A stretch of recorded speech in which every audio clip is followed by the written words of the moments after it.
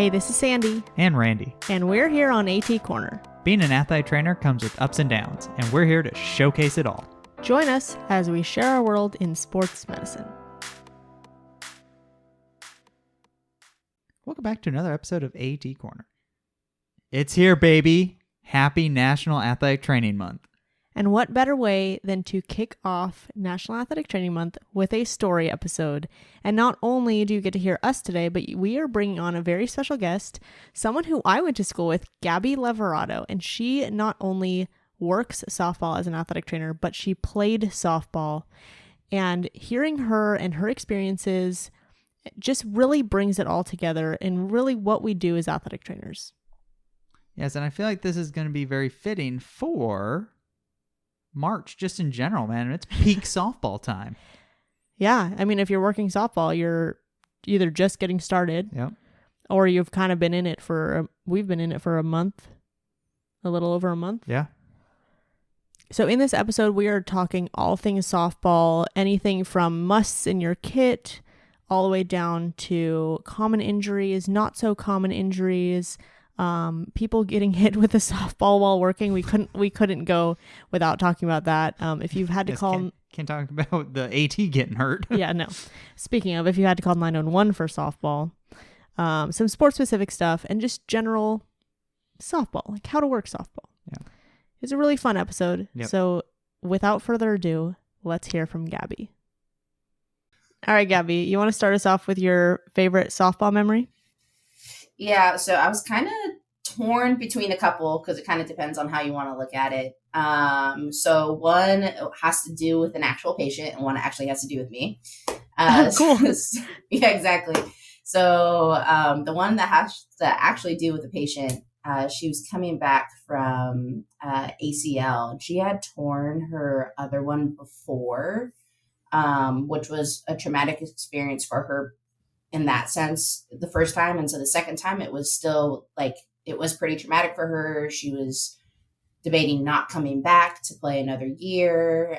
So there was a lot of mental aspect with hers. And I would say that was the first one that I had one in the soccer season before, but then that season having that much mental aspect on top of the game that's already mental, it was really tricky to navigate with her. But able to get her back. It took a while to build up confidence. Luckily, the equipment we have, I know how to use it from playing softball. So I knew we had a sliding pad, and sliding was one of the things that was kind of freaking her out because she would be sliding on that specific knee. So there were days I would go to the softball field, I'd bring it to campus, and we'd go out to the football field. If it was raining, we would go inside the gym and we would just practice her sliding. And I was doing it with her too. I was scared, she was scared, but we did it together. So it was a lot of fun doing that with her and see her slowly grow in confidence as we're approaching season. Now we're in the beginning of season. And then I actually have a snippet of recording of her first at bat.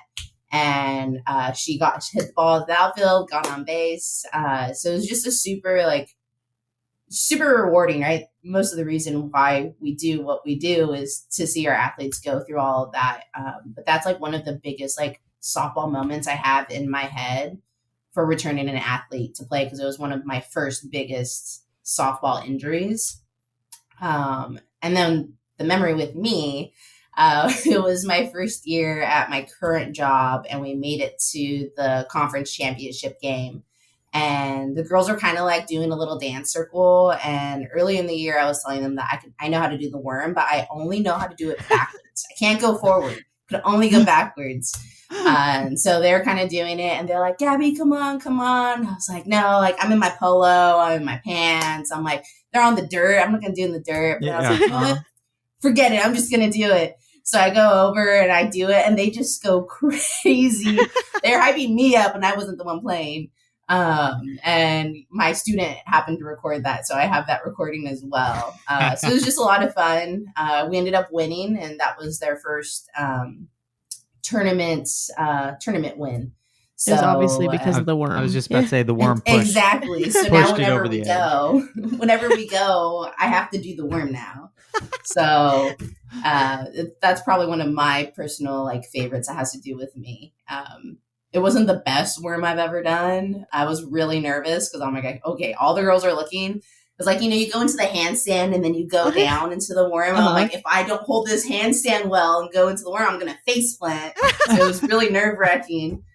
Didn't happen. Looked great. I got 3 solid worms in. I got up, brushed myself off, and walked away.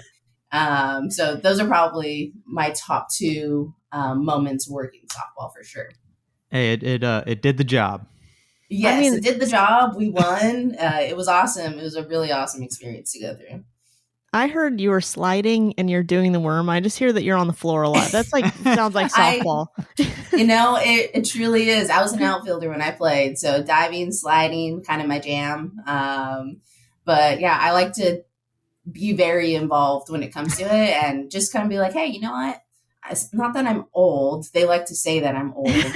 But I'm like, I can still do some of this stuff. Like, I got it. I'm usually a little nervous going into it, but get it done, prove them wrong, or they laugh at me and I do it again and I get it right.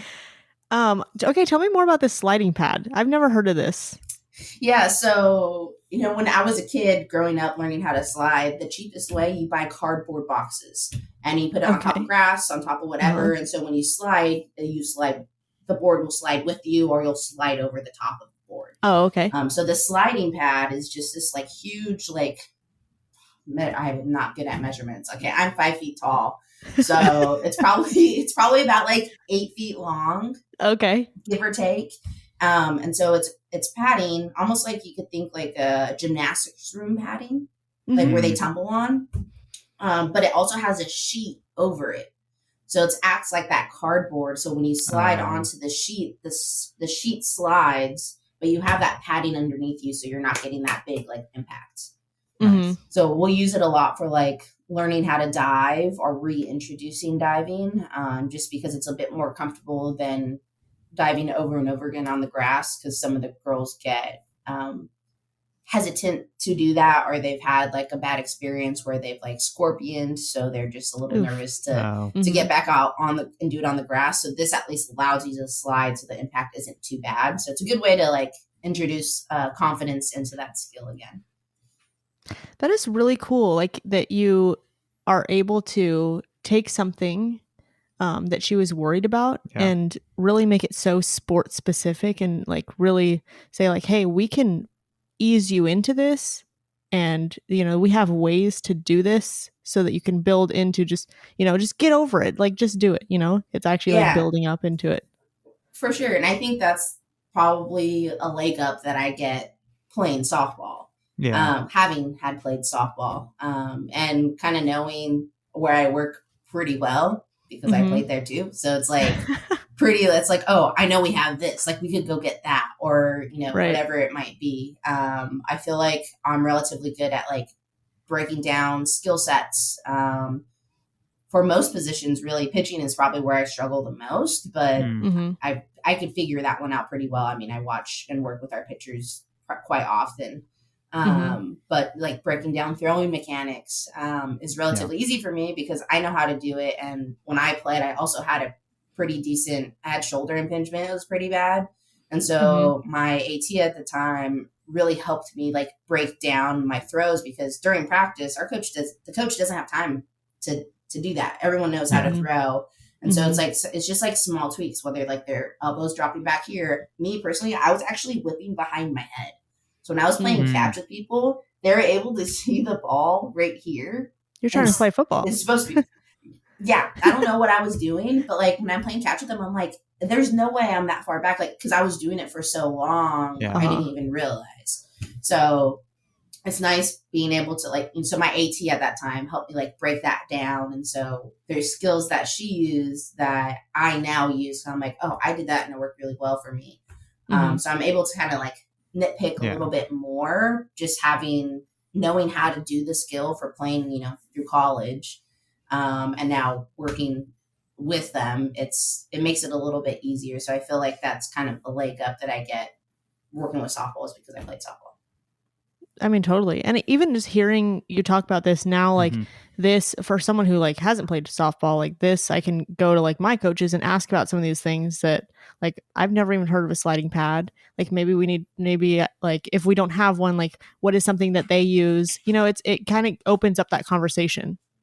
For sure. Especially with those like those lower extremity injuries, like they might like if they're sliding and their foot got caught in the dirt. Yeah. When they're sliding to the bag, like they're probably going to be like, oh my gosh, like I'm really scared to do that again. What if my spike gets caught again?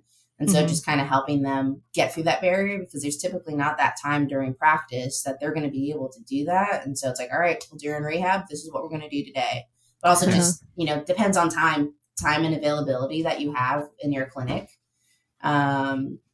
Usually I'll block off like a solid hour and I'll be like, all right, this is what we're going to do. And then I usually try to get, if I have any other softball athletes, I'll say like, hey, can you come at this time? So we're at least all in the same area. I can try to work with all of them at the same time. I also have a student, so it's a little helpful too. Yeah. So I did ask on our Instagram stories to prepare for this episode if anyone has ever worked softball, and we did get an overwhelming response. 91% of people who responded to our poll said yes, they have worked softball. Nice. All right. And I know. So we have a pretty good like experience background, I guess. And then I did ask, what is a must in your kit when working softball? So I'm going to defer to you first before I tell you what answers we got. So I want to hear what your like must-haves in your kit are. For sure. Okay. So I think one thing that I didn't have until I started working at the university, I had it like in my main kit, but kind of in my side pouch, are nail clippers and a nail file. The amount of times I have been asked for, hey, Gabby, do you have nail clippers? Like at least once a game, I swear, especially the pitchers. But sometimes, you know, a girl will get, a ball hits her and it goes off of her finger and then it chips her finger. So she wants to file it down or cut it. One time I went onto the field because that had kind of happened and I didn't have nail clippers in my side pouch of my shoe. I'm like, okay, well, when you come off, like I'll do it. I was with a student. We walk off and the student's like, oh, I had nail clippers in my bag. I look at him and I'm like, dude, I'm like, why didn't you give me your nail clippers? Yeah. He's like, I didn't want to interrupt you. And I was like, oh my God. So since then I carry nail clippers with me all the time. So nail clippers, nail file for sure. It's funny that that's like the first thing on my list because it's so simple. Yeah. But actually, I would say those are really important. Just yesterday, I was telling my student that nail clippers are a must-have. Yes. Like just last night. Yeah. Very important. I've definitely learned my lesson there. But yes, always have nail clippers on me now. So the obvious scissors, but you're actually going to be using scissors more for cutting ribbon and cutting stacks that are hard to open. Yep. So you're not using it for your typical AT stuff, but you need to make sure you got scissors easily accessible because they're going to come over. Hey, Gabby, I can't open this bag. Can you open it for me? So boom. So scissors that are easily accessible. Super glue for sure. I actually used it the other day. She had it cut like right underneath her pinky. So very hard to like even try to like just put steri strips over. And I honestly can't remember if it was her throwing hand or not, but she's our DH anyway. So she's just hitting. And so it's just all that friction on it. And so it's just kind of complicated to just put a Band-Aid over it or even second skin over it. So we cleaned it out and then I pinched the skin together, super glue, super easy. So I have super glue for sure. I put some funny ones. Tongue depressors, because I've never actually used a tongue depressor to depress a tongue, but I have used it to eat. And my field is off campus. So if I don't have a utensil, I am SOL. Yeah. So tongue depressor, you can make it into a fork. You can use them as chopsticks, whatever it is. One time I had yogurt and I forgot my spoon. And I'm like, well, I have tongue depressors. And the girls were looking at me. They're like, Gabby, are you eating yogurt with tongue depressors? I'm like, yeah, look at it. I'm like, it's working. You know, you got to do what you got to do. Tape them into a little V so I could scoop it. So you got to make sure you have tongue depressors. But not just for eating, on those muddy days. when everything's sticking to their cleats. I tape 2 tongue depressors together. I tape them in case they don't have anything else, especially if it's an away game. I usually have it in a travel kit as well, so they could use that to scrape off any dirt that clumps up underneath their cleats. That was our sometimes they have the answer, little like digger for bases, and they use that. Or some places they have like an actual thing where you could like rub your feet on it and it does it. But we don't have that at my field. So tongue depressor and a base scooper it is. And then I personally use cover roll a lot.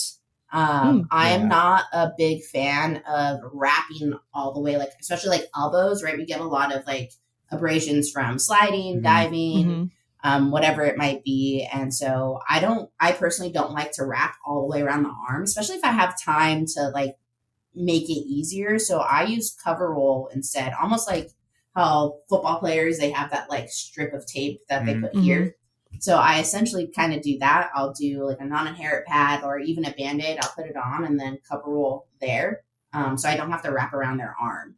Yeah. So I'll use that for that. Or right now I have a girl whose toenail fell off and her toe is a little sensitive. So instead of using a fingertip Band-Aid, because it's not exactly big enough, especially with the second skin underneath it. So I'll cut cover roll into like a fingertip Band-Aid, and then I'll wrap that around, and then it's less like bulky on her toe too, and it stays on really well. Nice. So I love using cover roll. So for me, cover roll's a big staple in my kit for most sports, to be fair. Ibuprofen for all the cramps, time of the month and whatnot. So got to make sure you have the ibuprofen in there. And then, of course, seeds and snacks. Always have to have seeds and snacks. Not for the athletes, but for yourself. I actually buy a whole pound bag of seeds. Nice. And I keep that in my kit. I usually go through 2 a season, if not 3, but I like to buy different types of seeds too. So it takes me a little while to go through that 1 pound, but I will always have seeds near or around me. Actually, that was tied for our number 1 answer was snacks and candy. MVP Nicolette says, if the team doesn't have a snack bag, they probably suck, LOL. Yes, my team has a whole bin. It's like a storage bin. And every game, a parent comes and just dumps more stuff. And it's crazy. And like, I remember snacking when I played, but like not the way they snack now. They snack so much. I did on my Instagram the other day, last weekend, I did a snack chronicles with one of the girls, because just right away before the game started, it's like the beginning of warm-ups, she's already in the snack box and she's already eating. I'm like, dude, the game hasn't even started yet.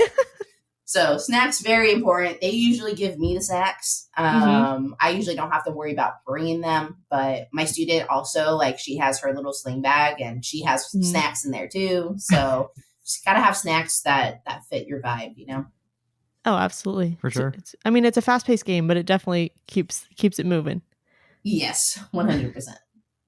So the second answer that was tied with first was non-adherent pads and cover roll for turf burns. Yeah. Everything else was kind of like, okay, so the second answer was tongue depressors for getting wet clay mud out of cleats. So everything you kind of said. Cool. That makes me feel good. Hair ties was actually also tied for second. Yeah, that super is a glue. good one. Kelly H says, when what immediately comes to mind is super glue for pitchers because the ball wears their skin away on their fingers. I also had shower to shower, which is a body powder, in case they ever forgot their rosin bag. Always be ready for the elements. Bring a pair of waterproof sweatpants and a waterproof jacket too. I always had my electric hand warmers. I also invested in a click chair because there isn't always a place for you to sit. And with a double header, you have to keep your legs fresh. And don't forget snacks. Yep. Yeah, I definitely agree with all of those. Also, fun fact, if you don't have any rubber bands, use pre-wrap. And I wrap it around my wrist and then I'll roll it and then it'll get the job done. It's not perfect, but that's just an easy way. It's like, oh, shoot, I don't have any rubber bands. I do have rubber bands. I have both sizes. I have the little tiny ones because they do their hair all cool. And then I have the bigger ones because I have thick hair. So I need something that's going to hold my hair up anyways in case my rubber band breaks. But pre-wrap is a good alternative if Okay. you don't have any rubber bands. See, that just reminds me of one of my favorite memories of softball. So our softball team won state last year, which was obviously like that in itself was just really awesome. But the For sure. road leading up to it, that whole week, the team decided that they were going to turn me into a softball player one day at a time. And so the first day, they glittered my hat. They glitter spray. Oh, glitter spray is a must for our team. So glitter spray, they glitter sprayed my hat. It still has glitter on it, like a year later. And then they added a bow, and then they gave me eye black, and then they added the glitter on the eye black. Yep. Mm-hmm. Yeah, that was a big thing when I played JUCO ball. Not so much when I transferred, but my first 2 years, like I have pretty much all the softball pictures I have. I would do my eye black kind of like this, and then just all the time it was glitter, glitter, glitter. But some umpires actually will tell you can't do that. Really? Because depending on the weather, the reflection of the light on the glitter could be distracting to the batter. So it wouldn't happen all the time, but there's some umpires that will make them take it off. Wow. Specifically the pitchers. So I would say you don't see pitchers with it as often, probably because of that. But definitely the rest of the team. My JUCO team was really big on doing that. It's just so much fun. You could add different colors to it, do almost like an ombre type of thing. You can mix it up, make it your own style. Oh yeah, definitely. One of my other favorite top answers we got a lot of other top answers. Let's see. Sunscreen, blood buster, eye wash. Oh, eye wash was a big one. Yeah. I was gonna say some kind of saline. Yeah. One kind of answer that I really liked that I use too. Mason B says Firefly recovery, primarily upper body with pitchers, and then as needed with whomever. I place mine laterally superior to the elbow. And I was chatting with him. I actually place it. It's kind of like a motor stim for people who don't use Firefly, or like I think Gecko is also another brand. But it's just like a disposable stim that is just like a motor stim. So it kind of makes their arm or their leg twitch. But I place it just inferior to the elbow, kind of like on that radial nerve. And is it for their elbow or their shoulder?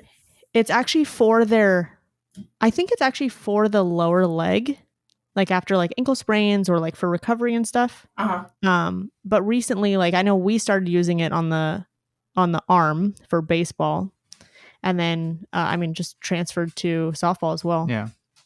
So it's cool to hear that someone else did that too. Yeah. So speaking of like recovery is a really big thing. Like you already said, like shoulders, elbows. What are some common injuries that you see in softball?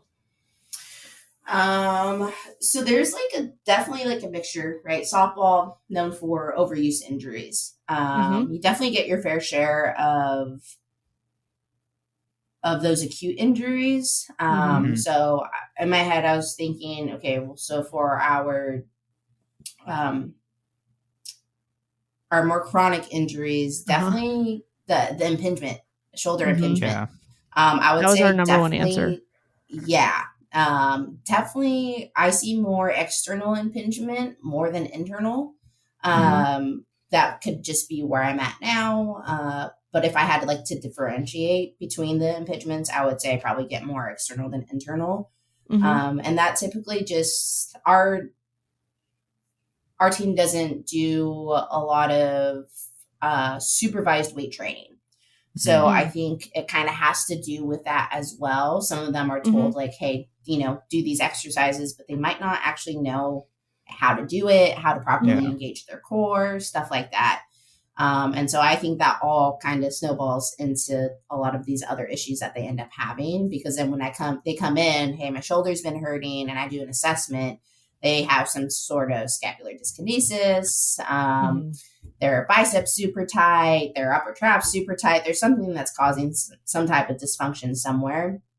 So I would say for chronic injuries, it's definitely going to be that impingement. I also, and I don't know if it's just my school, but for being a rotational sport, they lack thoracic mobility. My lord. it is like, I'm like, oh my gosh, like I'm really big on mobility in all aspects with all my sports. I always like, when I'm working with soccer, I'm always like, okay, like let's work on your hip mobility. Their hip mobility is always poor, and I'm just like, you got to be able to twist and turn. And same with softball, like you gotta throw the ball, you gotta be able to rotate. So I would say that definitely like the thoracic mobility like is something. Immobility is what I see a lot in my athletes that I typically have to work on. And I have a program made. I send it to the team in the beginning of the season, and they come to me, hey, Gabby, this like my back in the middle is bothering me. I'm like, have you been doing your thoracic mobility? The program that I sent to the group. They're like, I'm like, okay, well, work on that for a little bit and then come back to me. Usually a couple of days later, Gabby, I started doing the thoracic mobility. I feel so much better. I feel like I can move. I'm like, oh, wow, crazy. Weird. Look how that works. So I would say those are like my big two chronic stuff. I get a lot of like quad strains. Just like from just the sprints to the exploding out. If I go more acute, I would get a lot of heel contusions. So when they reach for first, typically they're like trying to beat the throw out, and they reach for first base, and their heel hits the ground and their toes go on top of the base. And it's just like jam. I usually get at least one a season, I would say. Those are a little tricky to deal with. Okay, I was just about to ask, like, are you like taping the heel or like what are you? So I'll take a couple of different routes with it. I actually had a pitcher, I think it was 2 seasons ago. She got it while pitching. She just kind of like misstepped, and her heel drove into the ground when she was striking out instead. So that one was really tricky because she's doing that the whole game. So I do 2 things. I'll try heel cups first. But then if, depending on their cleats, they might feel unstable out of their cleat now. So that can be kind of tricky. But that will be like, it's like, this is the most padding I can get on it. And then another thing I'll use is some type of kinesio tape. And so how I'll put it on is I'll actually split it in the middle first, and then anchor the middle, and then then I'll stretch and I'll pull. And so it's supposed to create a little bit of a cushion on the heel by just kind of like pulling that fat. So kind of like trying to create a little like fat pad. I've had pretty good success with that. I'll do maybe like 2 or 3 layers of it on the heel. Those are usually my go-tos for that. Nice. Some of the other top injuries that people submitted were elbow, contusions from getting hit with balls, labrum, scapular dyskinesis, and then some of the not as popular answers, ankle sprains, biceps. I was gonna say like bicep tendonitis. I was gonna say biceps for me with when I had softball. That was I had a lot of that. Yeah, me too. Go ahead. No, go ahead. I was just gonna say that's been like a common theme actually, just with specifically our freshmen this year. A lot of like bicep like tendonitis type of stuff. And I'm just like, what were you guys doing before? We actually have one girl who used to play water polo, and now she plays softball, and so throws a bit different. Balls a little bit different. And so her throwing mechanics are all messed up. I shouldn't say messed up. They aren't proper for softball. Right. And so she's finally getting shoulder pain. That sounds kind of bad. She's finally getting it. I knew it was going to start to happen. But she's getting shoulder pain now. And so now we're going to have to start breaking down her throws and whatnot to help her with her pain, because she said she's starting to be in a significant amount of pain. Yeah. Oof. That's not fun. So Robert M. says, I worked with a pitcher who got forearm compartment syndrome. They started getting paresthesia in their hand with off-speed pitching, then volume pitching, and then all pitching. Treatment started with elbow massage to thoracic outlet syndrome treatment, till finally the team doc suggested forearm compartment syndrome. They had the pitcher pitch at their clinic in the hallway until symptoms presented, and then rushed inside for compartment pressure measurements. The patient ultimately had a fasciotomy similarly done to lower extremity compartment syndrome. She did end up returning to pitch her senior year with some success, and they actually eventually ended up electing to get their second rib removed to help with the thoracic syndrome, thoracic outlet. Wow. I've never heard of the second I know, rib being the- removed. Second rib. That's Yeah. It's like, that's a new one. I don't remember learning that in school. Right. Wow. first rib That's wasn't the problem. We actually Yeah. did have a couple people who said that their pitchers have gotten forearm compartment syndrome. Oh, that's weird. Right. Wow. That's crazy. That's so unfortunate too. I know. Gosh. Because usually, especially, well, I guess it depends on the level, but typically in college, the pitcher just pitches. Like in high Right. school, like they're typically, they'll probably hit two or they play another position. But for not always, I would say there are definitely pitchers that play other positions. But for the most part, they just pitch. Mhm. So that's really unfortunate. Other position players, they could maybe like, oh, you can't field today, but you can hit. There's some stuff where you're able to do that. So that's a bit unfortunate. That's actually a good point that you bring up. There's no pitch counts for softball, right? Nope, there is not. So they can just do all, Mhm. like if they have a doubleheader, they can pitch both games. Yes, and I would say most coaches are pretty good that that's not going to happen. Right, Um, right. And I should Hopefully. say most coaches are pretty good that that's not going to happen. But I was like, when I played, we actually, one of our starting pitchers, we took a trip to Texas and Uh-huh. she slipped on black ice and Oh no. dislocated, broke her ankle. Oh, And no. so her season was done. She was a senior, one of our starting pitchers. And so now we're down to just like maybe like 3 pitchers, if even. And we played at that point, we played doubleheaders every day. So now they do series. They'll do 2 games or 1 game on Friday, 2 games on Saturdays for conference Mhm. games. Any out of state team or teams that are coming in to play us are typically always going to be doubleheaders.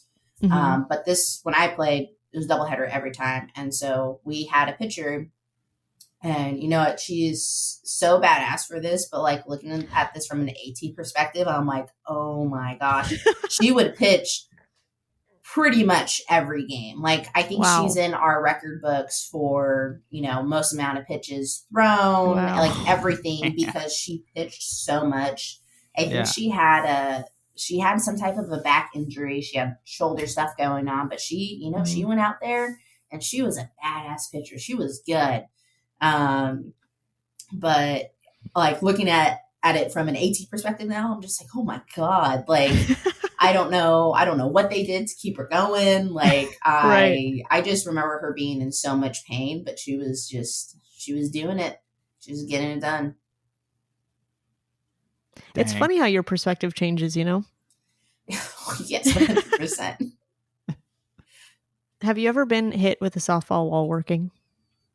Wow, working. No, but I've been hit with a basketball one time. Oh. It was really embarrassing. Yeah, right in the face. I'm pretty sure Oh. I was actually concussed. I was working at camp over No. the summer, and I looked away for a second, and I looked up, and it was coming, and it was just too late. Boom, hit me. I was not okay, but Oh I had no. to finish work. So, anyways, but that's not what we're talking about. We're talking about softball. Have I been hit? I feel like I'm pretty aware growing up softball my whole life. Right. Even if I'm like just there to watch and I'm not even Mhm. working, I am like almost overly aware. Mhm. It's been Comes close. with the territory, right? Yeah. Usually I'm actually trying to catch it. Yeah, that rather makes than sense. run away from it. Right. But I would say the way we're set up now, where I work, is like our dugouts here, and then we set up a canopy, and we have like this space that's almost like it's where they keep all their bags. They don't keep their bags inside in the dugout. Like along first base line. Yes, along first base. And so now it used to just be open. But now they actually added a fence to kind of gate in their stuff. Oh, okay. Because some of the gross things actually, not often, but like there was one girl, she actually got her phone stolen during practice. Oh Oh my gosh. no. that sucks. But then I wouldn't recommend this. I didn't know that this was happening, but she tracked it because her friends had it on Find My Friends, and they tracked it. And so it showed the location of her phone, and they went, and some lady had it in her car. They knocked on her window, and it's like, hey, you have our phone. She's like, oh my gosh, I'm so sorry. And just give it back. So it was when she told me the story, I was like, That is so dangerous. Yeah. That was probably not the best idea, but she got her phone back. So, but anyway, so because high risk, that's high part reward. of the reason. Yeah, right. We have it closed off now, and so there's just like the gate slides like a door open like that. Okay. So we have that opening, so we're in that space. Mm-hmm. And so because we're pretty covered by the canopy, and that's another reason why I have it there. We're pretty much like okay. Like there is one. I was kind of like half in, half out, and then somebody's like, "Oh, heads up!" I'm like, "It's not coming over here, is it?" And then, but it would have hit me if the canopy wasn't there. Oh, But yeah. the canopy was there, so we're good. But that was because I was talking to one of the athletes, and so wasn't paying attention at that time. Right. But at least I at least a have softball is a lot easier to track than a baseball. I 100% agree.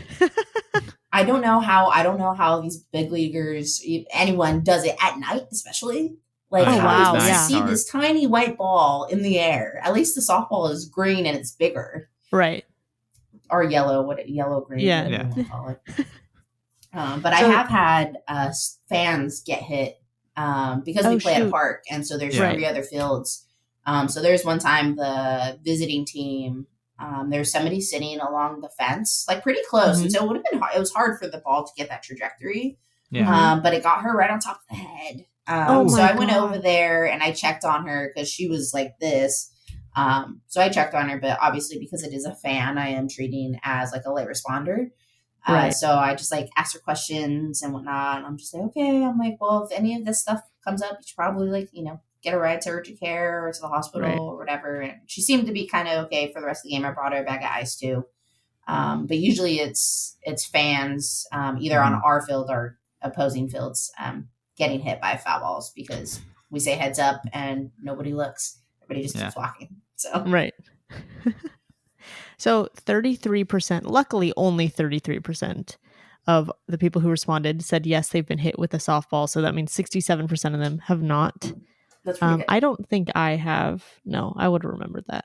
Yeah, that'd be pretty notable. Have you, Randy? No, luckily because I would set up in the dugout and we had an overhang.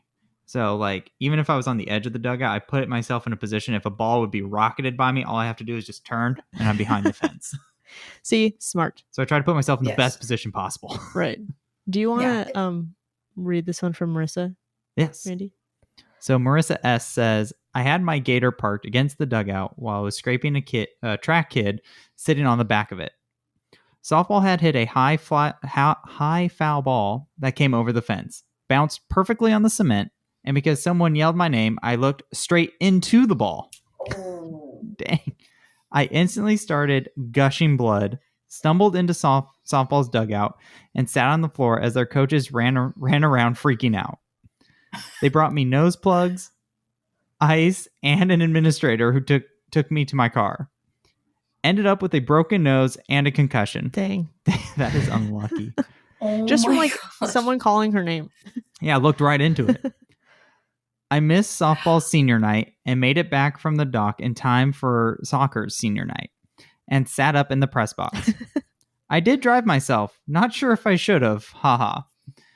I actually just drove straight to my team doc's office to get checked out and popped into urgent care the next day for the workers' comp paperwork, of course. The kid felt awful and word traveled fast, so everyone knew what happened and was freaking out and checking on me all the time for the next few days. The love. I love that. Everyone's always like, what's going to happen if you get hurt? It's like, well, yeah, I teach a CPR first aid class at school. Oh, nice. And some of them take it. And so I'm like, well, if you've taken this class before, so I know there's 2 who have taken it on the team. So I know they know what to do. And our coaches are also CPR first aid certified, so they should know what to do. So I'm like, I am covered if I get hurt because y'all are trained in all of this. So you guys got to be ready. Right. See, theoretically, they should be ready. No, well, okay. Well, this theoretically, yes. Yeah. So this cool one from Kevin is actually perfect then. He says, a foul ball narrowly missing my head, but whacking my student AT squared in the chest. No commotio cordis, but one hell of a bruise. Funny part was our softball coach, after he got hit, immediately grabbed the AED and yelled, I have the AED. I just looked at her and said, thank you for paying attention to our EAP practice run. Made me feel like that was a worthwhile afternoon we did. Yes. Absolutely. Have you ever had to call 911 for softball? You know what? Thankfully, nothing softball specific. Good. So yes, I know. I think this is fake, but I'll find something later. So like I mentioned before, we play at a local park. Mm-hmm. And so with the local park comes a lot of local people, Mhm. a lot of individuals, of all different kinds of aspects. Mhm. So I have called 911, but not for softball. Mhm. I've called 911 because there's a car doing donuts on the field behind us. Oh, wow. Yeah, I know. I don't like they just like so our field is fenced off, but all three Uh-huh. other fields are not. And so there's like a school across the street, but this car just came on and I turned around and I looked and I was like, is this happening right now? They just started doing donuts and then drove to the next field and then started doing donuts over there and then like drove Wow. off. I was like, what in the world? So What the call hell? 911 for that because I'm just like, this is like the middle of the day. There's a lot of people at Yeah. this park. Right. And I actually didn't call 911 for this. Somebody else did, but this is a kind of intense story. Okay. Nothing like we were safe. Everything was fine for like Uh-huh. us and the team. Mhm. But we were doing a split practice that day, so we had players at the cages and we had players at the field. And there is this guy like there's bleachers in the outfield, and people sit and watch like during our practices all the time. And so there's this guy watching, and I was like, okay, like I didn't really think anything of it. And then all of a sudden, like a cop car pulls onto like I know exactly. Cop car pulls onto the sidewalk up by like where the restrooms are. And they get out quickly, and they're kind of like they're looking for something for someone. And so I'm like, looking, I'm like, what is going on? While the girls, half the team's practicing on the field. Wow. Okay. And then there's another cop car that pulls up, and then another one, and I'm just like, should we be here right now? Like, what is going on? Right. I'm like kind of like watching, and then the coach that was at the field with me kind of started to realize, okay, what's going on? Well, eventually these cops finally go to the guy who is sitting in our outfield watching, and they put handcuffs on him. Wow. Well, it turns out there had been an incident in the restroom, and the weapon of choice was thrown by the softball field and left there and found by the sniffing dogs. So, wow. Yeah, it was a good time.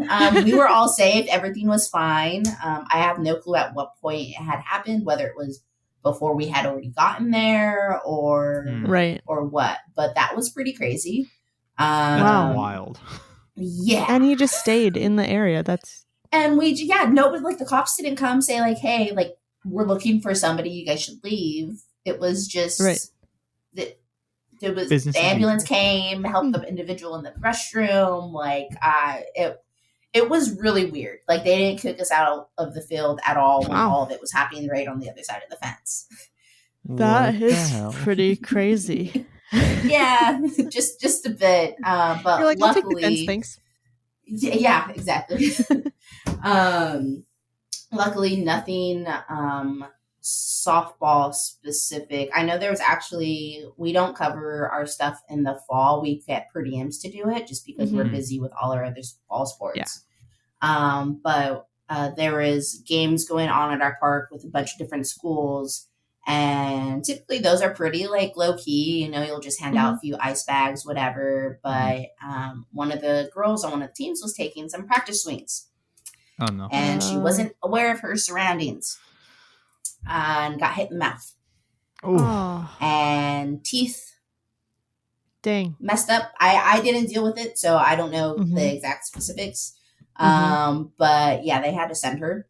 So she got hit by her own teammate in the mouth with a bat. Yeah. I'm always worried about that. Yeah. Yeah. So always be aware of your surroundings. Be over aware for sure. Yes. Yeah, I did ask this on our Instagram stories. Only 13% of people said yes, they have called 911, which is actually lower than I had expected. Since like our school, we've called a couple times. I've never called personally, but we've called a couple times. And I do have a couple stories from people calling in. Have you ever called 911 for softball, Randy? I have not. No. Okay, nice. Our MVP Nicolette says orbital fracture and broken mandible from a line drive to the third baseman. It was like a bullet ball that bounced off her glove to her face directly. I called EMS, did cranial nerves, monitored symptoms and vitals, took her in the dugout, and avoided teammates and fans until she left. It wasn't too bloody, but her mouth and teeth were pretty messed up. She was a good patient, just concerned for her eye mostly. She was able to come back and play with a face guard. Nice. You want to read this one from Stephanie? What did you say? Kind of a story from when I actually played. This is one of my really good friends. No. I know. I think it's a funny story to me because I was outside of it. She was playing at the JUCO still, and she played second base, and they were doing throwdowns with the catchers. And the catcher short hopped her, and the ball came up, and it took a weird hop, and it hit her in her mouth, her top teeth. And she said she was grabbing her mouth and was kind of like, okay, I'm fine. But mouth was super bloody. So they sent her to the athletic training room, and she actually broke her palate bone. So I actually have a picture. Yeah. So the way it hit her, it just shifted her palate bone. So I have a picture that I usually show my students when I play when we're out at softball. So I'm like, hey, you got to be ready because you something. They could be doing something super simple, and then it's just boom. But yeah, fractured her palate bone. She went and got surgery that night. And then I remember her face. She FaceTimed me or called me afterwards. And she was just like, look good, feel good, play good. I'm playing tomorrow, blah, blah. I'm like, no, you're not. You're not. There is no way you're playing. And she was trying to. And luckily, no concussion, actually. So she was able to get back into play.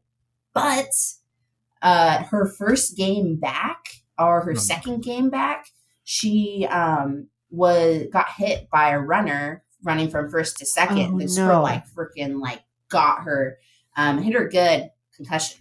So I think it was kind of like a subconcussive blow where she probably should have got a concussion from the initial hit, but then just getting hit by that other girl just concussed, and she was out for a little while. Dang. Yeah. I mean, probably gave her some more time to heal. Yeah, seriously. That's funny too. Just an unlucky situation. I had one of my pitchers at the beginning of the season, hyperextender knee, and she ended up being fine. I can't remember what the actual injury ended up being, but nothing super significant to where it took her season away. So we rehabbed her back, and we probably had a couple games left, and it was going to be her senior year. So she wanted to finish out. Right. And literally the first game back that she's pitching took a comebacker, right off the chest or her thigh. And I was like, this is so unlucky. This poor girl. Yeah. She was fine. And she did finish the season, but okay. But I was like, man, that's unlucky. Yeah, just the luck of the draw, it just sometimes it happens. Somebody gets back and then just something else and something else. Yep. And it's I'm sorry, there's nothing you can do about most of this stuff. It's just happens. Right. You just have to be ready. Just gotta be ready. You want to read this one from Stephanie W? It's literally talking about what you never know when it's going to happen. Yeah. So Stephanie says, my worst fear when working softball/baseball is having the pitcher take a batted ball straight to the face. I was working D2 softball, and during a game on a Saturday, that's important, my pitcher took a batted ball straight to the face. Immediately triaged, and her parents took her to the hospital. She had a zygomatic fracture, hematoma in her eye, and was concussed. She joked about her zombie eye, and the return to play was slow. The next Wednesday, it happened again. At least this time, my pitcher got her glove partially up, so she just had an abrasion. Every game after that, for about a month, I was like, is this going to happen to all my pitchers? Especially the ones who don't wear that face mask. Yeah, the face mask. Yeah. Yeah, and that is a newer thing. When I played, that was not a thing when I played. I feel like I'm almost aging myself by saying that. Because a lot of pitchers, I think we have at least four of our pitchers wear it. I think there's one that doesn't. So majority of them do. Especially now, I would say I watch a lot of D1 softball. That's kind of maybe 50-50. on that Okay. front. But at the level I work at, I would definitely say that most pitchers are wearing one now. Yeah, I feel like it has become more common. I think we're 50-50. Nice. Erica A says an athlete dove in head first at home plate and head went straight into the catcher's body. She had C-spine pain with a combination of tingling in the arms and going straight down her back. I stabilized and had a coach call, kept her calm until they could transport her. Everything ended up being okay. The ER cleared her and stated that the symptoms were from the nerves being compressed. She recovered quickly and was back to playing fairly quickly. Coach stressed no diving headfirst into home after that. Typically, that is, I would say, a golden rule. Yeah. I yell at my girls when they do that. But there's like, I'm trying to like not be in the player mindset when I say this. I feel like I am. I'm like, there are some moments where it's like you probably can because you want to sneak that hand in, but most of the time, like that is very, very slim. Like you're gonna have typically a better chance of trying to do like a slide by, going around and reaching your hand in or whatever. Yeah, that's tricky. I've had my third baseman dive into the fence before. She ended up getting a concussion from it. And she has had many before. So just easier for her to get them in general, but she was going after a ball. I definitely think the catcher should have caught it from where she dove into the fence. But she really wanted to catch it. And, I honestly can't even remember if she actually caught it or not. I was just about to ask, did she make the play? Yeah, I can't remember, and I wish I did. But dove into the fence, face first, just boom, squished in there. She was concussed, but she, like overall fine, like rolled out C-spine, all that wasn't an issue. And the next time they had a game, somebody had put like her picture on the fence right there and put RIP. So she laughed about it. It was funny. I was like, I know that could be a little maybe triggering, but she was fine. She thought it was funny. She took a picture by it.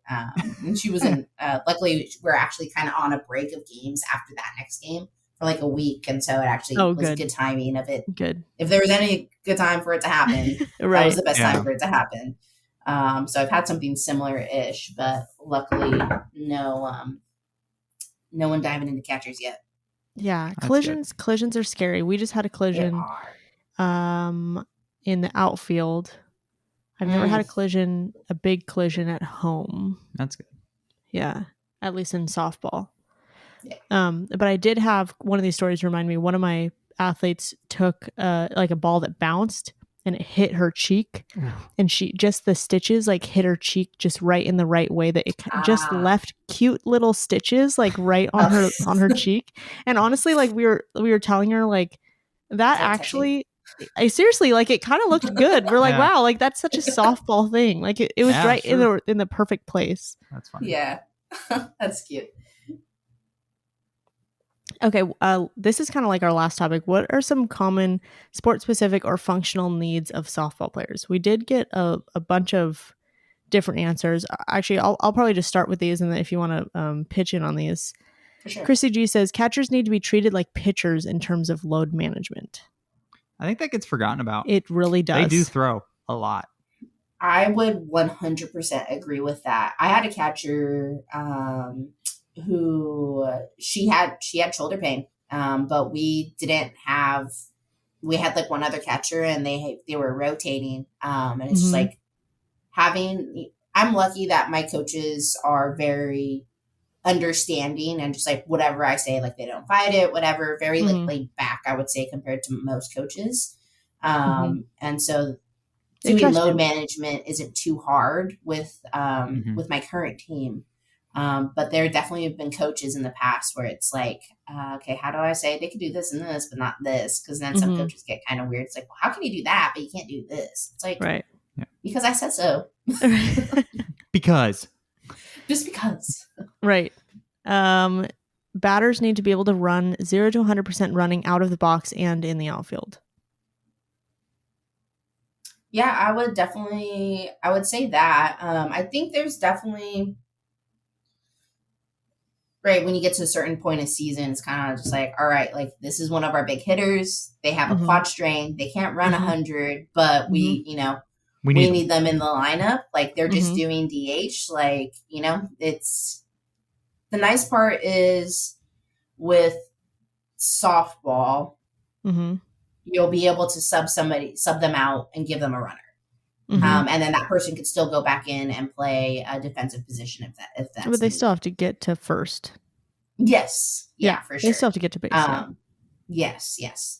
Yeah, no, they can't just come running in after the Hit, ball. run. Hey, Yes. but if you hit nukes, you can take your time. Uh-huh. Exactly, right? And so usually the bigger hitters, they're usually our DHs, though, Right. if they have some type of issue, they'll go in the hit. It's like, hey, just get it to the grass, jog to Mhm. first, and then we're going to get a runner for you. Mhm. So there are ways to get around it. Outfield, I would definitely say that you don't have any leeway. The field we play at, we have we have one of the biggest fields in our conference. Oh, Ooh. dang. So not being able to sprint full is too debilitating to the team. And Mhm. obviously to the athlete, like, okay, softball perspective, debilitating to the team. AT perspective, debilitating to the athlete, because now they're going to feel like they're trying to sprint after this ball that's so far away by the fence. They're not going to be able to get to it. They're not going to have power behind their throw. By the time it gets to the fence, if that runner's fast, because our field's so big, they're on their way home already. So definitely outfield, you have to be able to be explosive. If you have any type of like that, an injury, or you don't have that, it makes it a lot harder. Mhm. Sure. Mason B, just kind of like down the line, says pitchers need scapular control, catchers need dorsiflexion, infielders need good arm control and not to shrug when they throw, outfielders need strong core to transfer power from legs to get the ball in, and everyone needs to know how to hit a cut. Big emphasis on everyone needs to know how to hit a cut. I agree with that one. It's hard for me in my position, especially playing softball for so long. I'm sitting on the side, but usually most games, I'm in any game that I'm working. I'm like in it. I worked a lacrosse game last night, and like I don't know too much about lacrosse, but I'm like I'm in it. I'm excited. It was like a back and forth game. I'm like kind of like I'm cheering, but I'm like I can't be like Right, but softball, because I'm kind of hidden in the corner. I'm like I'm yelling, I'm clapping, I'm doing the cheers with them, like. But yes, hitting cuts, 100%, absolutely. As an outfielder myself, hit your dang cuts. Like, and then middle infielders, know your outfielders' arms. Like, come on. Like, this is why we practice together. For those for those of that are listening that don't know what that means, like throw a cut. Can you explain that? Yeah, so typically the ball's going to be hit to the outfield somewhere. And so one of the middle infielders, typically, so it's going to be either the second baseman or the shortstop, will go halfway between wherever that throw is going. So like I mentioned, our field is very large. So if a ball on our field goes all the way to the fence, and that if we had a runner on, let's say, first, and they're moving, our outfielder, let's say it's right field will get the ball, they'll throw it to the second baseman, who will come in not too close to them, because we want to do as little amount of throws as possible. So the right fielder will throw it to the second baseman, and depending how far the second baseman is out, they'll either throw it all the way home, or they'll hit another cut, which will typically be the first baseman, and then they'll go home. So it depends on where the ball's going. And then that whole time, the catcher is yelling where to throw it. So there's a lot of different moving components, but that's what a cut is just supposed to prevent somebody from trying to chuck a ball. You don't want what we call rainbows, where it goes, because that runner is going to get that much further. So you just want to throw it straight. Typically don't want to short hop player, so that's when the ball just goes right in front of them. They kind of have to scoop it, because it just makes it a little harder to throw. But typically our first basemen and our third basemen are pretty good at stopping those. Yeah, I was going to say too, and if you have multiple runners going, that cutoff gives you options. If you got to change it. Yes, that is also a big component of that. Randy, you want to read our last one? Yeah, so Jackie S says, for pitchers, forearm strength and upper extremity mobility, VMO and glute strength to maintain ACL/knee health during push and plant of pitch. Catchers, explosive triple extension, lower extremity mobility, core strength and spinal mobility, upper extremity strength and proprioception for pitch framing and throwing. Innies and outies, fast feet, hip and lumbar mobility, core strength, leg strength. All for change of direction and safety with tracking balls to catch/make a play, strong rotator cuff, glove hand strength, and dexterity. And specifically for the innies, balance. They are often asked to do things off one leg or off balance to make quick plays. Yep. Actually had a girl dislocate her patella, our first baseman, reaching Dang. for a ball. Dang. Ooh. Yeah. It was quite a moment because she's a funny person. And so sometimes she'll just start laughing, whatever. Her cry sounded like a laugh initially, but then she started screaming. Oh, And no. I had actually strained my hamstring a couple days before because Oh, I'm no. going to go shag during batting practice and decided to sprint after a ball.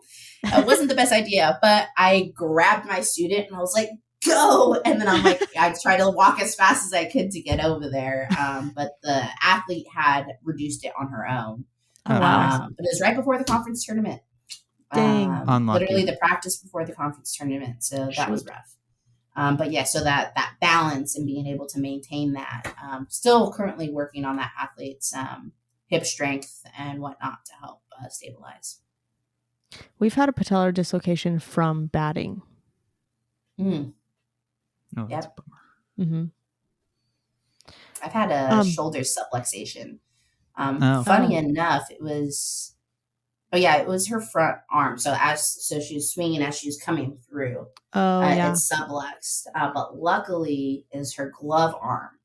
Mm-hmm. And not her throwing. So it made it a little easier for me to get her back. But it was always really nerve-wracking. She was our shortstop. And so all she has to do is she's trying to jump up and grab a line drive over her head, and it takes her. Yeah. So we had to work on a lot of stabilizing and strengthening. Yeah. But she really didn't miss too many games. But if it was her throwing arm, it would have been a totally different story. Oh, yeah. Yeah. I've had one shoulder dislocation from softball, and it was from diving. Before I forget, pitchers, I can't believe we didn't talk about this, but pitchers, their what is it called? Their drag foot. Mm-hmm. They get a lot of their shoe. You can see it on their shoe. Yeah. They have to put some extra support on that. Yeah, it's like a pitcher's glue. There's I'm blanking on the name right now. But yeah, they'll typically, it's like this black thick glue that they'll put on there because it'll start the cleat will wear. And so they usually put it on right away before they even start breaking in the shoe. But there's times where it's it'll, because of depend on where they drag their foot, some drag their whole medial aspect of their foot on the ground. And so right at the base of the first, they'll start to it'll start to wear more there, and then you start to see it kind of start going through, and so then you have to figure out how to pad it because you can't re-dip it after you've done it already. So it's almost like a one and done. So once that gets messed up, then it's so you have to make sure you get it exactly where. I honestly don't know where, and that's where I'm my pitcher's information I don't really have. I was I don't know even where they do that, if they have to order them like that, they send them somewhere to get that done. I actually don't know. That's a good point. Yeah. The first time one of my pitchers brought me their shoes, I was like, wait, hold on, what is this? I was like, why is there a hole in your shoe right there? What? Yeah, I've had to put donuts inside the shoe just to try and help that. But that's also hard. And then you have to stick your hand in there. Yeah. Oh, all up in there. Yeah. I'll put a glove on every single time, especially soccer. Oh my God. With soccer, I'm like, bring me your cleats, and they're like still a little moist. I'm like, that's disgusting. Like, why should it be moist still? Yes. Oh, and you also brought up the chanting. I don't know how we got this far in the episode without bringing up any chanting. Well, you see, that's what I was going to say. As we talk about favorite memories, because I only had them for one full season and then half of a season. So my biggest memory will always be the chanting and how it would get stuck in my head. Randy will walk around the house singing. We love free bases. That's his favorite one. We love free bases. Yeah, that's one of my favorite ones too. And they'll do a lot of the similar cheers, but like with different beats and whatnot. Mm-hmm. The team I work with right now, we do a lot of cheering. But I've also been on teams where like we don't do a lot of cheering. My judo team, we were annoying, like nauseously annoying. Just like when we had like a new pitcher would be coming in for the other team. Me and my friend would be like, new pitcher. And then we would just like with an accent, oh, we got a new pitcher. And then it's just like, we would just keep going. And it's just like, oh my gosh. But, it's like, it's a mental game. It's like, oh, okay, can we get in your head? We're going to get in your head. So it's like, a lot of the cheers, like they'll go 2 in a row, 2 in a row, 2 in a row. It's like how many balls, and 3 in a row, 3, and like they'll keep going, and it's just like it's to get in the other team's head, and like that was one of my favorite things about softball too, is doing those cheers, and other sports will come and watch and be like, why are they doing all these cheers? It sounds like so like, but it's like it's just like it's fun. It keeps everyone engaged. We have quite a large team right now. We have about 30 girls, 31. Oh, wow. So, wow. That's a big team. But we're graduating 13 seniors. So, wow. We're losing a lot too. Right. And so it's hard to keep that many girls engaged, athletes engaged during the game. Yeah. So that's one way they try to do that. Honestly, I think it's fun. But sometimes they'll start saying some cheers. I'm just like, you guys, like, no. We're not bringing the other team. Like, we're not talking about the other team. Like, say like, you could say what's explicitly like going on. But it's like, we won't like, we don't use names. We don't, nothing like that. Like there's a sportsmanship aspect that does come with it. But yeah, if you know the cheers, they will eat it up. They'll be like, yeah, come on, Randy, let's go. Come on, do the cheer with us, whatever. Like they love when you get involved like that. It's a lot of fun. Yeah. Our team had, every time the other coach would like go talk to the ump, they would do the Jeopardy. Do. Yep. That's fun. Yep. That or a mound visit or something like that. Yep. Yeah. There's so many. There are. Yeah, but it's fun. Sometimes they just like manage to like make stuff up. Like, they're like, oh, we made this one up over the weekend. It's like, what? And they come in, I'm like, oh wait, that actually sounds pretty good. It's like they'll use a nickname or they'll use a song and they'll make that into a cheer and or throw somebody's name in it. It sounds pretty good. So another thing now is, and you see it a lot in professional baseball too, more, I would say within these last few years, is cellies, like just celebrations, like hitting a double or a triple. So our team's starting to do that a lot, even on singles. Like if it's a good hit, they'll like, to the outfield, but it's just a single. They'll do their little celly on first, but they have ones when they get to second, when they get to third, and then home runs, they do a little like, when I played, we used to do a tunnel. Which was easy for me. I'm 5'3", so I just run it underneath everybody and everybody hit the helmet. But now they usually just like gather around the plate and like jump up and they'll do a cheer or they'll just yell and stuff, yell and scream. I don't know what it's called, but after they would get someone out, they would like the infield would like, throw to each other, like go like around the horn. Yeah, so they usually throw around the horn. Okay, that's what it's called. Yeah. If there's nobody on base, if there's somebody on base, they cannot do that. So there has to be nobody on base. So it'll be like first, because first base will be the last one to touch the live ball, and so then they'll throw it to third, second, short, or they'll go first to short to second to third. Third baseman gives it to the pitcher, whatever. One other thing that like I played in college, but I don't have a lot of action photos. Larry, our photographer for the school, he would take photos, but he would always get photos of me being silly. It was never me making a diving play or hitting the ball. It was always me, because we would do like, when you get one out, we would do something in the outfield. So it's like, I would go like this with somebody, 2 outs. I would shoot a bow and arrow to my first baseman, and the first baseman would catch it, and she would go 2.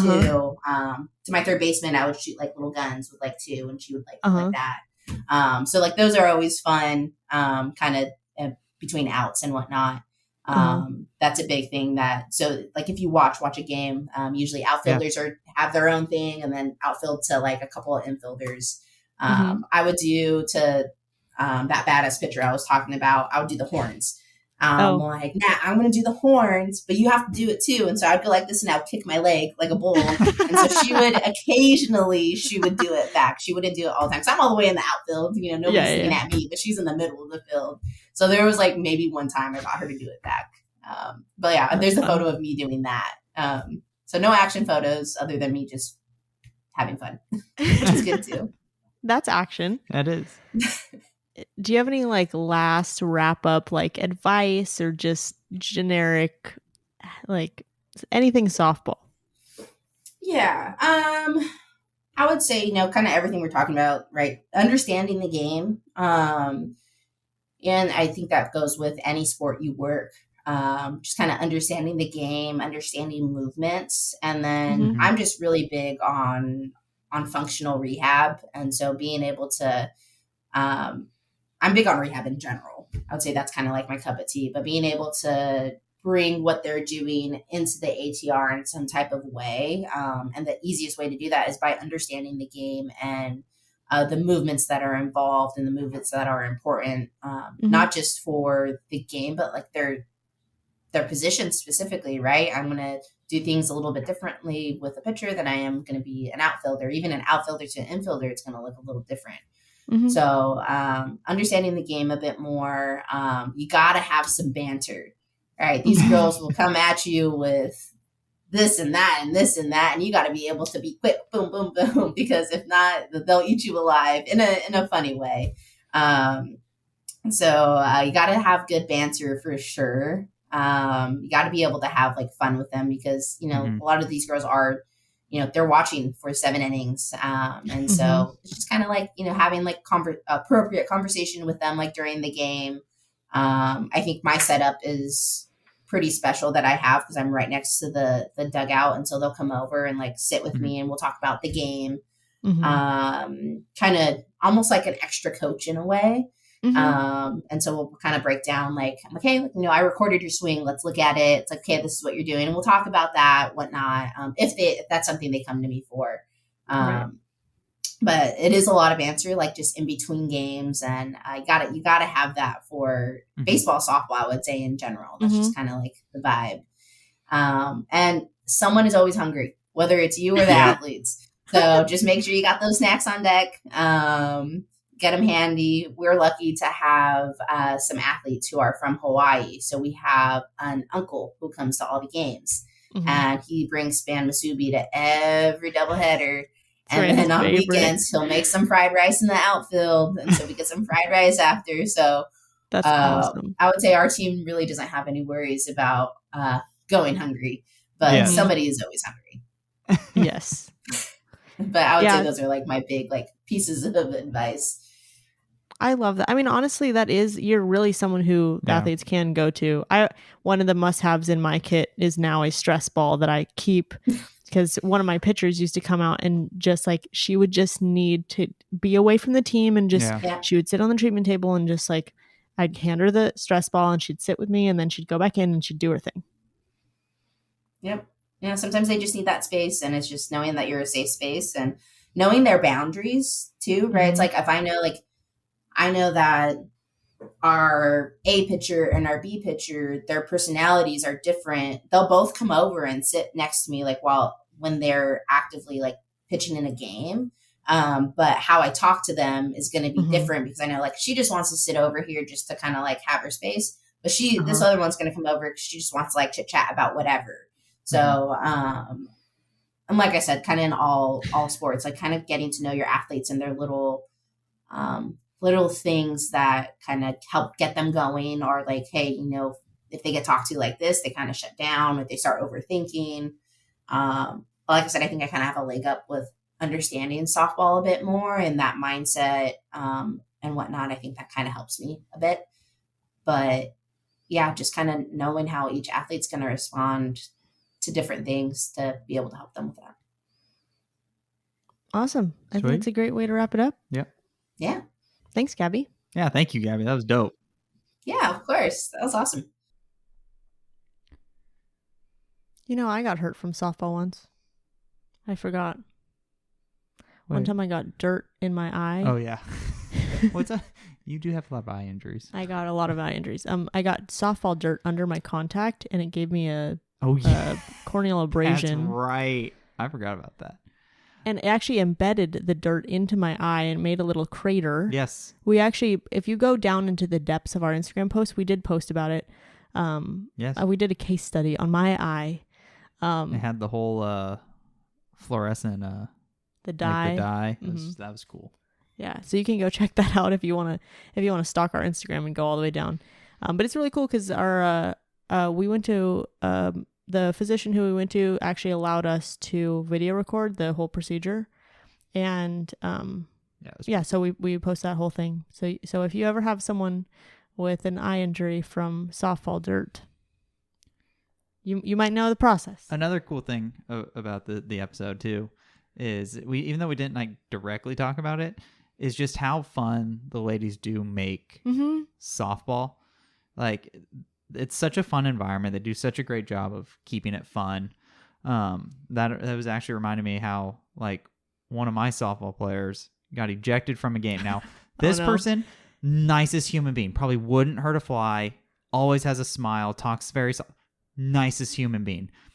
And she was just running to second on a play, and the defender, the infielder, went up to tag her, but got in her way. So she kept just running, and then just like, not even like bulldozed, or like more like just kind of nudged her, and she fell. Like the most innocent play, but our runner got ejected because she ran into her. Wow. It was like, she didn't even try to like, she had her arms up like this. I don't know. She was so funny. Like, she was actually in tears because she was, the nicest human being ejected. And it was just like, yeah, that was kind of dumb. Like, how do you eject her for that? So I hope this story episode got you guys excited to work softball this season. If you guys are new, we do more than just story episodes. We also have education episodes where Randy reads a bunch of research articles, and we bring you CEUs. Thank you so much to Clinically Pressed and Athletic Training Chat, who are our partners who help with those CEUs. And then we also have interview episodes where we bring people on and we talk about spotlight topics. So if you're interested in those, make sure to check out our show notes. Any podcast directory you can listen to. And I think that's all I have. Thank you for helping us showcase athletic training behind the tape. Bye.